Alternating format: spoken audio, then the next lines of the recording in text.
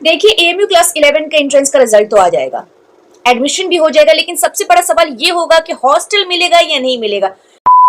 So hello everyone, this is Muskan Parvez. Welcome you all on your own YouTube channel be prudent. और ये सबसे most demanding topic है जो मैं आज बनाने वाली हूँ, ये कि मैम हमें कैसे पता चलेगा कि हमें हॉस्टल अकोमोडेशन मिला है कि नहीं मिला है। तो इस वीडियो में पूरी डिटेल में हम कवर करने वाले हैं आपके डाउट्स को, और इस वीडियो में एंड तक बने रहिएगा ताकि आपके जो भी डाउट्स है वो क्लियर हो जाए। तो चलिए वन बाय वन पॉइंट्स को स्टार्ट करते हैं।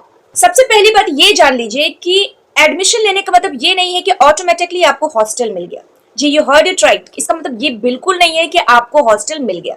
एक्सटर्नल स्टूडेंट इन्हें प्रायोरिटी मिलती है क्योंकि ये दूसरे शहर से आते हैं। हमेशा याद रखिए कि एक्सटर्नल को प्रायोरिटी मिलती है क्योंकि ये दूसरे शहर से आते हैं। इंटरनल स्टूडेंट, इनका हॉस्टल अलॉटमेंट इनके पुराने रिकॉर्ड्स की अवेलेबिलिटी पर डिपेंड करता है। अक्सर इन्हें पहले पता होता है।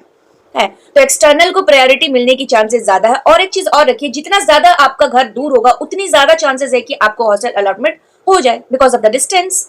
याद रखिए कि एडमिशन कार्ड और हॉस्टल अलॉटमेंट दो अलग चीजें होती हैं। जब आप काउंसलिंग में जाते हैं तो आपको सिर्फ सीट अलॉट किया जाता है, हॉस्टल मिलने का प्रोसेस उसके बाद शुरू होता है। ठीक है, अगला सवाल हमारे ये है कि हॉल अलॉटमेंट कैसे चेक करें। तो सबसे पहला जो है वो होता है प्रोवोस्ट ऑफिस। हर स्कूल के लिए स्पेसिफिक हॉल रेसिडेंस होता है, जैसे कि एसएस नॉर्थ, एसएस साउथ, अल्लामा इकबाल हॉल वगैरह वगैरह।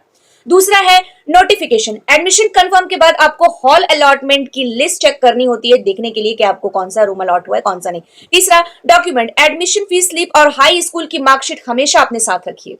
आपको एएमयू कंट्रोलर की वेबसाइट पे हमेशा नजर रखनी होगी। वहां पे हॉल अलॉटमेंट का सेक्शन आता है, वहां आपको अपना रोल नंबर या एप्लीकेशन नंबर डाल के चेक करना होता है कि आपको कौन सा हॉल अलॉट हुआ है। तो ये बहुत इंपॉर्टेंट प्रोसेस होता है और इसके लिए आपको कंट्रोलर की वेबसाइट को चेक करते रहना बेहद इंपॉर्टेंट होता है।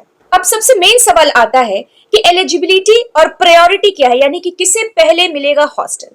तो मैं यहाँ पे कुछ की फैक्टर्स को डिस्कस करने वाली जिससे आप बिल्कुल क्लियर हो जाएंगे कि किसे पहले सीट मिलेगा। सबसे पहले डिस्टेंस।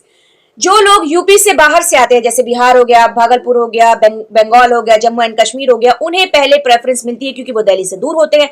दूसरा रैंक। एंट्रेंस एग्जाम में अच्छी रैंक वालों को काम थोड़ा जल्दी हो जाता है, यानी कि अगर आपका ये नहीं है कि आपको मिल ही जाएगा सीट, काम उनका थोड़ा जल्दी हो जाता है अगर आप टाइम से आ रहे हैं, प्रोवोस्ट ऑफिस जा रहे हैं, फिजिकल के लिए आ रहे हैं, डॉक्यूमेंटेशन कर रहे हैं, फी जब सबमिट कर रहे हैं तो आपका काम थोड़ा जल्दी हो जाता है। बट इसका मतलब ये नहीं कि कंफर्म ही है कि आपको सीट मिल जाएगा। अगर आप रैंक 1 भी और डिले कर देते हैं तो आपको सीट नहीं मिलेगा।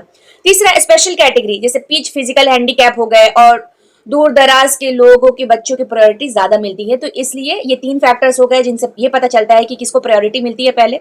सबको एएमयू में हॉस्टल क्यों नहीं मिल सकता है भाई, क्योंकि एएमयू का सीट जो होता है वो लिमिटेड होता है और बैलेंस जो डिस्टेंस को भी देखना है और रैंक को भी बैलेंस करना है। इसलिए अगर आप एएमयू के 60 से 70 किलोमीटर के रेडियस में अगर आते हैं तो आपको हॉस्टल मिलना बहुत ज्यादा मुश्किल हो जाता है। आपको पीजी लेना पड़ेगा या फिर आपको कैसे भी मैनेज करना पड़ेगा।